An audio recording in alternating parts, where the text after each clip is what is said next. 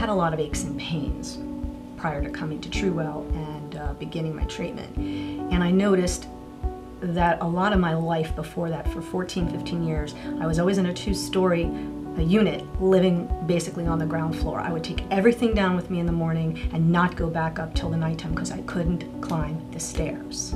I had gained and ballooned up to 165 pounds. I am 5 feet tall. There's no way you can carry that around and not feel it in your joints and in your body.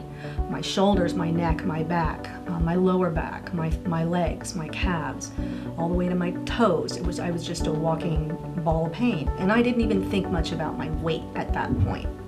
I just noticed that all these daily symptoms I had suffered with for so long were just disappearing. So I knew that she was balancing my hormones, my metabolism was starting to kick in, and I wasn't making any changes or doing anything different, and weight was gradually coming off.